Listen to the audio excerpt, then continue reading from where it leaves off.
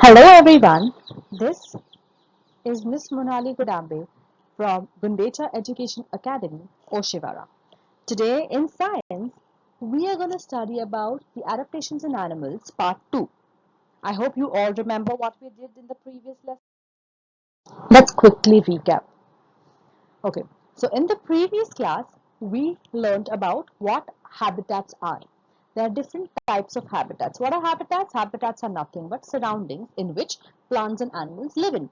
Take, for example, a desert habitat, a forest habitat, a polar habitat, or a snow habitat.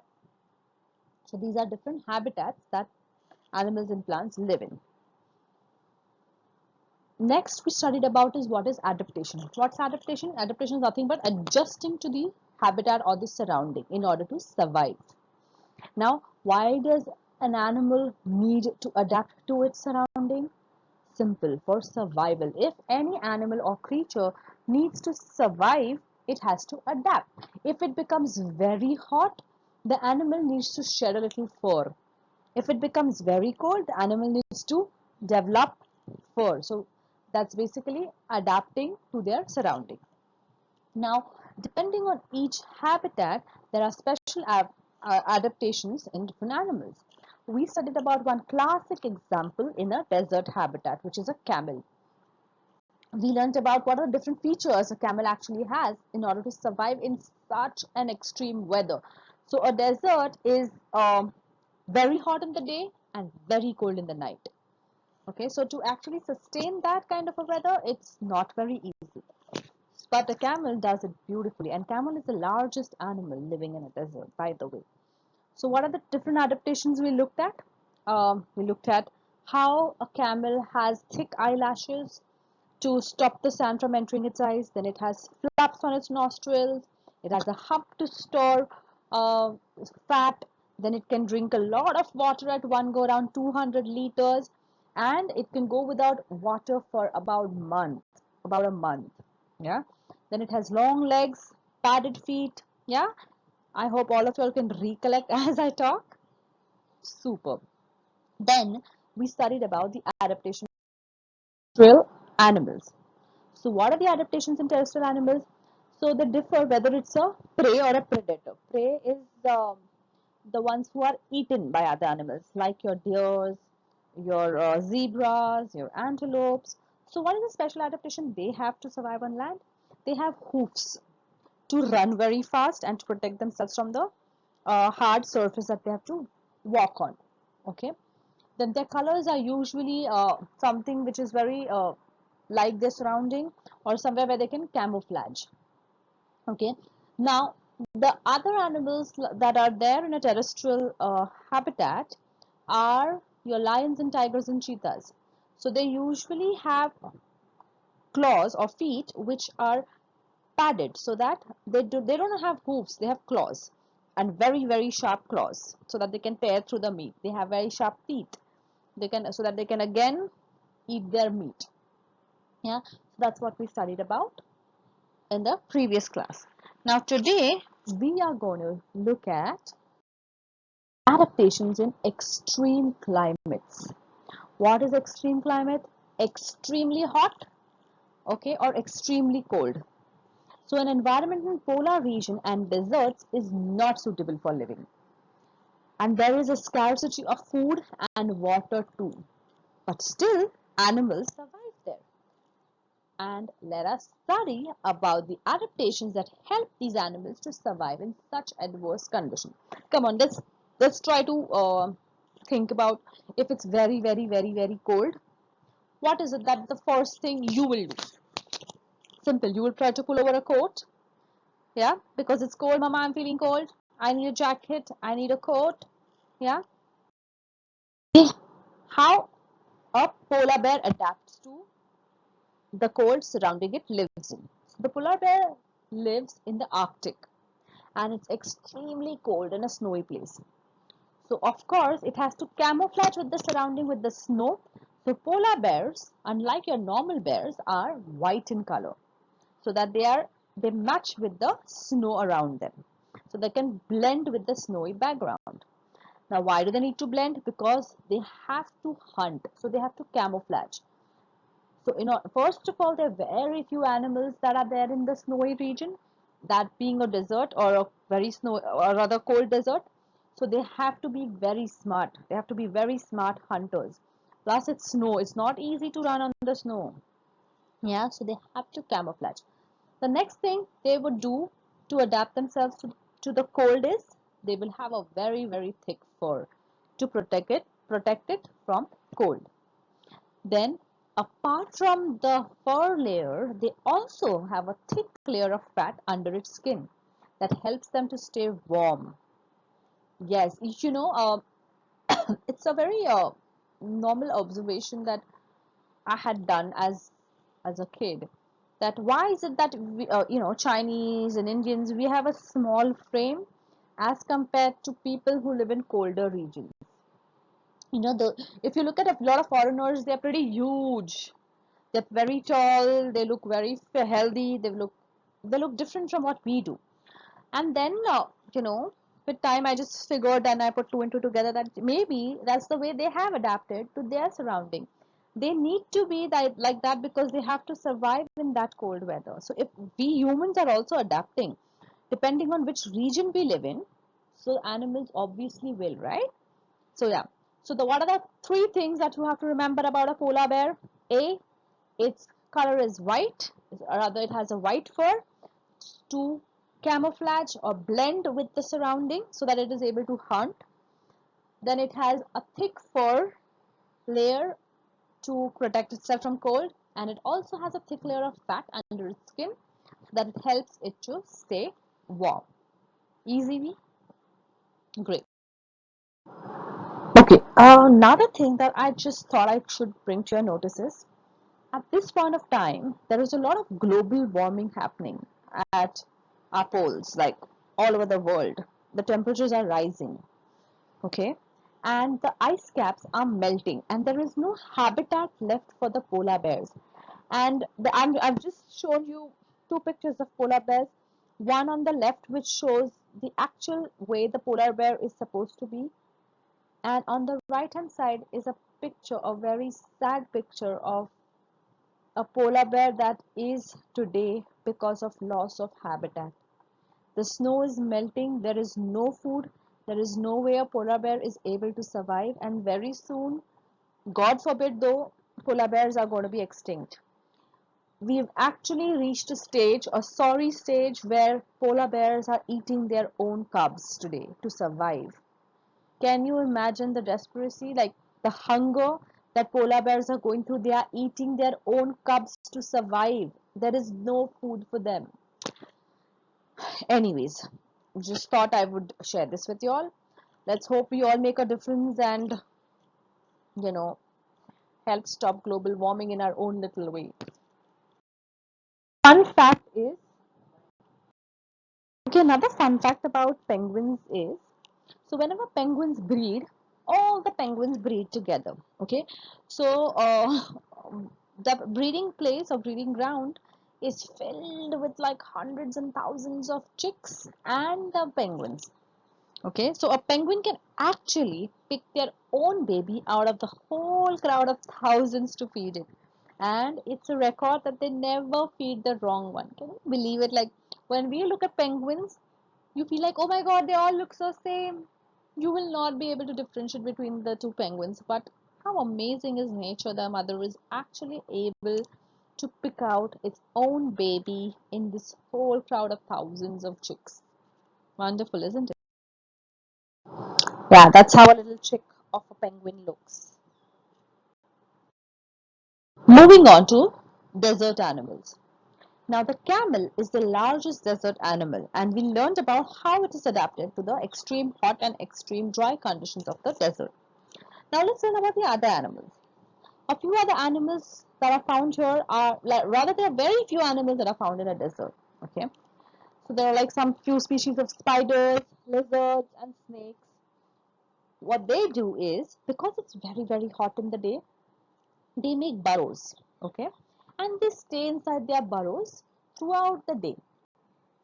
Once the sun goes down, they come out and venture out for food, in search of food. So how do they beat the heat? By just staying indoors. Simple, something that even we do. You know, sometimes when the days are exceptionally hot, you say just don't go out, just stay inside. So that's exactly how these creatures adapt. So they stay in their burrows and take shelter under stones during the day, and then they come out to eat during the night. So they become nocturnal creatures. The animals that come out in the night are called nocturnal. Then desert animals have also adapted to minimize the loss of water from their bodies. How does that happen? They have scales on their bodies, so the water doesn't get evaporated, or they don't sweat, of course, because there's scarcity of water. Then some animals like the fennec fox or even the kangaroo rat, they have large ears. Okay, now why do they have large ears? Which helps them in shedding excess amount of body heat. Apart from shedding excess amount of body heat, those large ears also are very, very good at hearing. The smallest of sound there in the desert, and the fox will hear it, or the kangaroo rat will hear it. These are the images of the fox found in the Sahara Desert and a desert lizard. If you realize, the colors that these animals have is very similar to the color of the sand, the desert. Show you some other magnificent creatures that are found in a desert. For example, this desert snake. Just look at its texture. Just look at its color. It looks exactly like the sand. Ain't it fantastic? So this is one of the ways it adapts itself to be in a desert. There's also another spider tail snake that's found in a desert. So basically, the tail of that snake is like a little spider. Okay, so maybe he just lies in his burrow with his tail out, and some other creature comes in thinking it's a spider so that I can eat, maybe a little rodent or something, and the snake snaps at it. Now, I wish we were in school and I would have shown you so many things, and there was lots we can do, and which we will. Okay, so for now, we're just going to look at how the snake camouflages to its surrounding, and how it has these beautiful scales on its body, and how it's burrowing itself in the sand, and how the burrow looks. This is a desert spider. This is how it looks. Yes. Again, the spider is also the same color as the sand. Yeah, in order to camouflage. So this spider also doesn't come out in the day usually, unless it's very whatever urgent or it's disturbed. It usually stays indoors in the day and comes out in the night. Now there's also an image of a snake who's eating a rodent. That could be the kangaroo rat found in the desert. So that was about the desert adaptation. Moving on to adaptations in aquatic animals.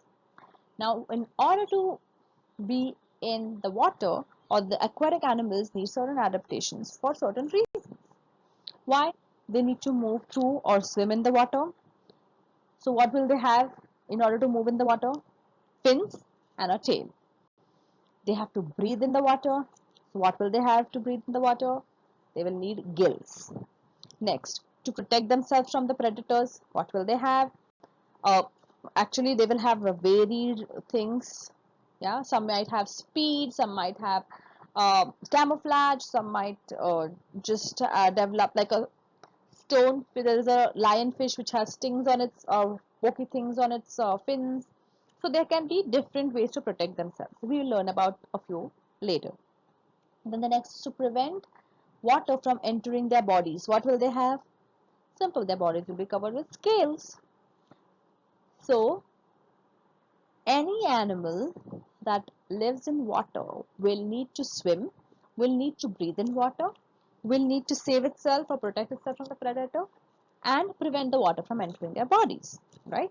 So aquatic animals are adapted to live in water most of the times. Most of them have streamlined bodies to cut through the water. Yeah. So such a body shape makes it easier for them to move in water, isn't it? So, our boats and ships are also inspired by these fish. So have you ever seen a boat that looks like a rectangle? No, it will always have a streamlined body. In the front, it will usually be streamlined, so it's easier to cut through the water. Now, the fish or aquatic animals also have structures like fins and limbs for swimming. And the bodies are covered with scales to help them keep out of water. We just discussed some time back. And most aquatic animals have gills for breathing. However, yes, remember this, whales and dolphins do not have gills. So whales and dolphins have lungs. They are mammals, okay? So they have to come up to the surface of the water to breathe in. So whales and dolphins live in water, but they are not fish. They are mammals, okay? They even give birth to young ones. They don't lay eggs. Anyways, let's look at a few adaptations in a fish. A fish has a streamlined body. As you can see, the shark, okay, the body is streamlined, and such a body shape makes it easier to move to water. Then it has fins and a tail in order to swim and maintain balance, and also the tail helps them change the direction. Even in birds, the tail helps them change the direction when they're flying. Same way, even in fish, the tail helps them change the direction when they are swimming. Then a fish breathes through its gills. In this image, there are small slits shown on the body of the fish. Those are the gills of the fish. A non-veg eater who probably eats fish might know what gills are. Or next time your mama gets fish home, ask her to show the gills of the fish and you will see exactly how it looks. Nevertheless, okay, so what do the gills do? How do they breathe? So gills help the fish to breathe in the oxygen that is dissolved in water. They can't breathe the oxygen that is in air. That's why whenever you take a fish out of water, the fish can't breathe the oxygen from the air. It can only breathe the oxygen that is dissolved in the water. Okay. Then the body of fish is covered with scales, which are waterproof, and they do not let water come in contact with the skin, because if you put your hand in water, even for some time, you will see those greasy things happening to your hand. And if you put a certain thing in water for a long time, it will actually decay that particular thing. It will rot it. Okay. So in order to stop these things, the fish have adapted themselves to have scales on their body. Simple, like if it's raining, you wear a raincoat and go out and you know you are dry.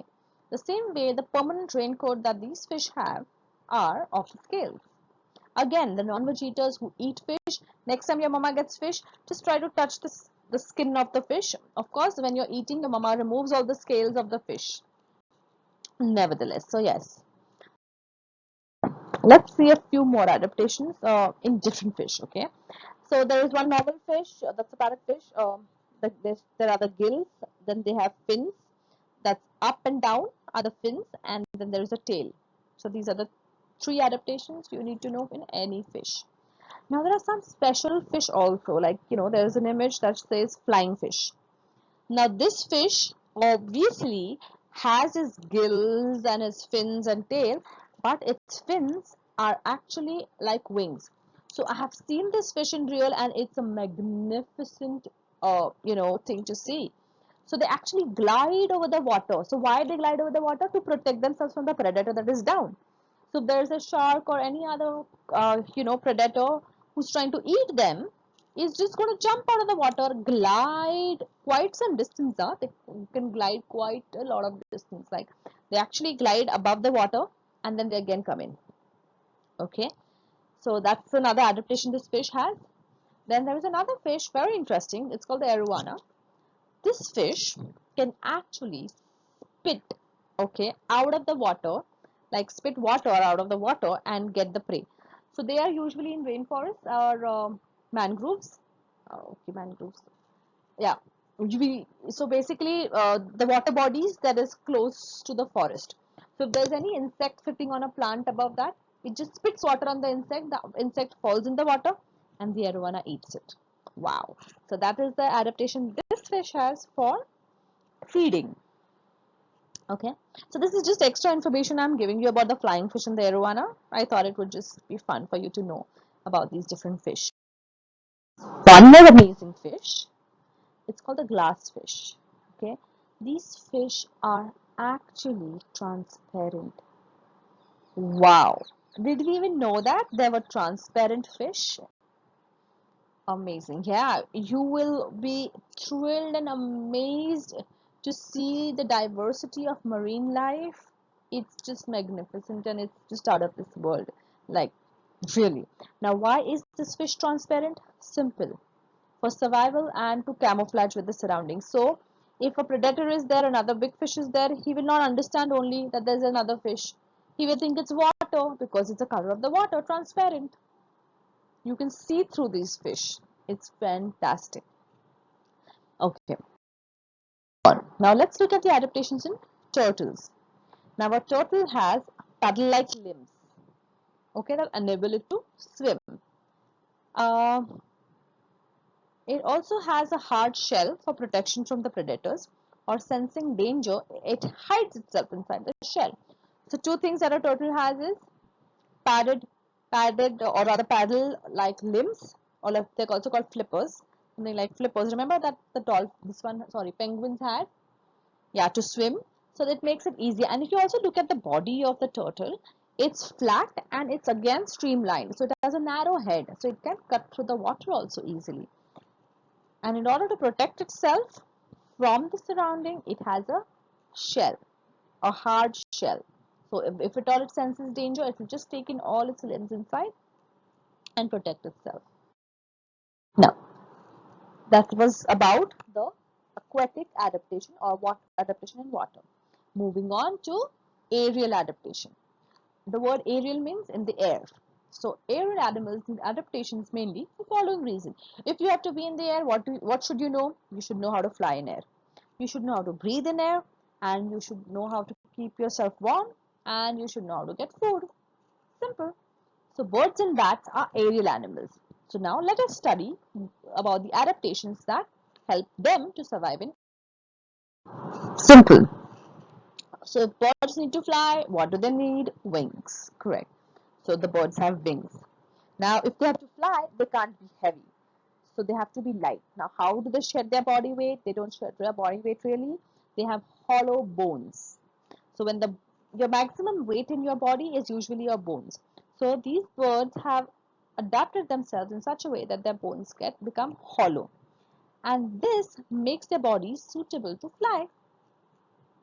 Also, the tail helps them to change the direction. Just the way it helps the fish, the tail helps them to change the direction. The same way, it also helps the bird to change the direction.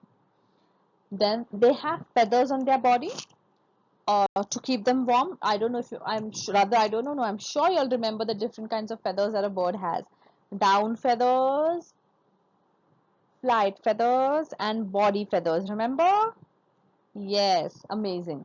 Okay, so their bodies are covered with feathers to keep themselves warm and to fly and to protect themselves. Okay, now let's look at bats.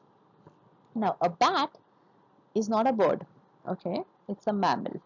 Anyway, the bat does not have any feathers on its body. So, if you look at these images, you will clearly see they don't have feathers, but they have fur, little furry bodies.